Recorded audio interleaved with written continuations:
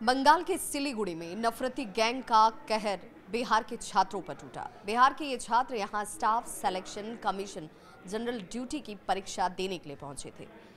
बिहार के दानापुर के रहने वाले अंकित यादव और उनके एक और सहयोगी सिलीगुड़ी में कमरे में सो रहे थे, जिस दौरान अचानक से दो लोग कमरे में जबरन घुस जाते हैं। इन्हें सोते हुई अवस्था से उठाया जाता है और इन्हें बाहरी होकर धमकाया जाता है।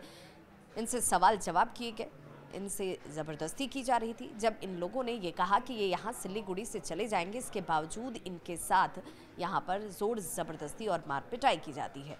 बताया जाता है कि जो शख्स पहुंचे थे उनमें से एक शख्स ने अपने आप को बंगाल पुलिस का बताया, तो दूसरे ने आईबी का शख्स बताया और धमकी देने लगा। डॉक्यूमेंट दिखाने की मांग की जाती है। पश्चिम बंगाल के सिलीगुड़ी में बिहार के छात्रों के साथ मारपीट का अब ये मामला जो है वो सियासी रंग ले चुका है। लगातार ये तूल पकड़ रहा है।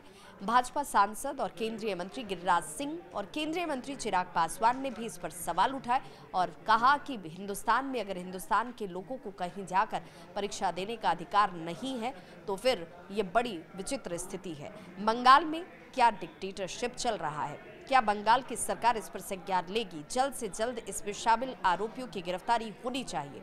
पश्चिम बंगाल सरकार की तरफ से जवाब आता है और ममता सरकार पर जैसे ही हमले तेज हुए, टीएमसी इस पिटाई को लोकल मैटर बनाकर अपना पल्ला झाड़ती हुई नजर आई। टीएमसी ये कह रही है कि भाई ये लोकल मैटर रहा होगा और इसे देखना होगा, जांच की जा रही है। हालांकि जिस तरीके से दबाव बना उसके बाद सामने भले टीएमसी की तरफ से सफाई दी जा रही हो, लेकिन अब जो जानकारी है, दो आरोपी गिरफ्त में आ चुके हैं।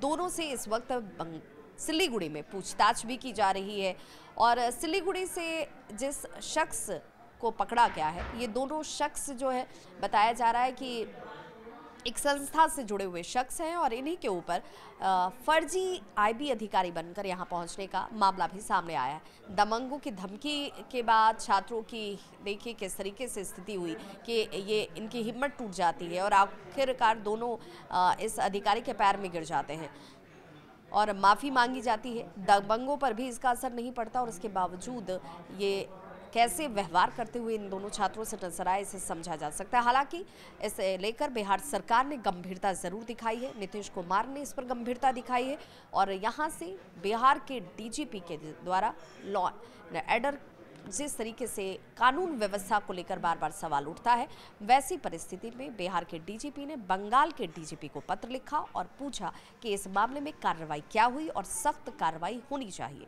सियासी रंग की बात अलग है, लेकिन सवाल कई हैं कि क्या बंगाल में बाहरी राज्यों से पहुंचने वाले छात्रों को परीक्षा नहीं देने दिया जाएगा? क्या ऐसी परिस्थिति इस वक्त बंगाल में बन गई है? क्या ममता सरकार इस पर सख्त कार्रवाई करेगी और छात्रों को ये भरोसा देगी कि चाहे वो किसी भी राज्य से आ रहे हों, बंगाल में वो सुरक्षित है? इस खबर पर क्या है आपकी राय? बताइएगा जरूर। मैं आपके साथ होस्ट और दोस्त विभा।